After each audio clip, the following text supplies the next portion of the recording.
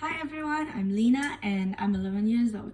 Today, I'm very glad to be here to talk about Igneous Rock. So today we're going to talk about rocks and different kinds of rocks. You know, there are three main kinds of rocks that we've learned about, and today we're going to study each of them. So there are three main groups of rocks, and these are the three. The first one is the igneous rock, sedimentary rock, and metamorphic rock. And they're really big words. And today we're going to study each of these big words. And we're going to start with the igneous rock. So this is a big word. Try to say it with me. Igneous rock. So igneous rock is, there are lava from the volcano, and inside the earth are the magma. It's inside the earth, and when it comes up from the volcano and then it cools, it will become what we call igneous rock. So igneous rock are rock that cools from the lava, and you can see that in this picture there is a big piece of lava, and when it cools, it will become igneous rock. You can see that the part up here is already cooled. That is why it turned black. So I have a rock here. It's called obsidian because the minerals in this rock is really, really small. You can't really see them with our eyes, but it still is the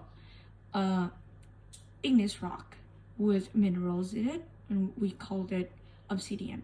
So an igneous rock with big minerals will take longer to cool than the rock with smaller minerals. So these pieces of rock, they can also form igneous rock under the water.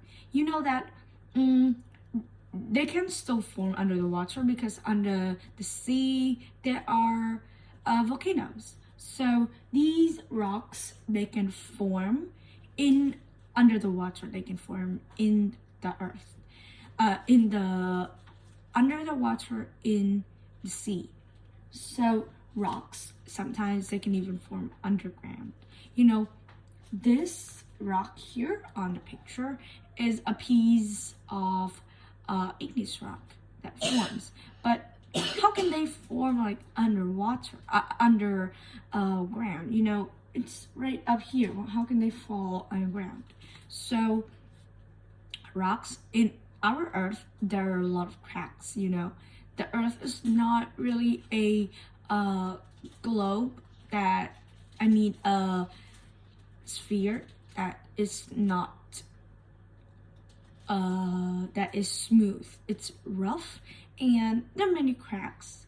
That's why you can't totally see rocks under the ground, but it's up on the surface of the earth.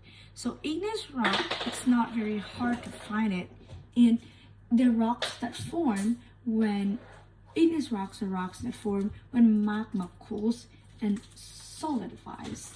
So when rocks cool and they turn into a solid form, that is what we call igneous rock. And it's not really hard to see igneous rock nowadays when the volcanoes erupt and the magma cools and solidifies. So today we've learned about a kind of rock called igneous rock. It seemed to be a big word, but it's very interesting when we talk about it. So that's all about my video. Thank you for listening. Goodbye.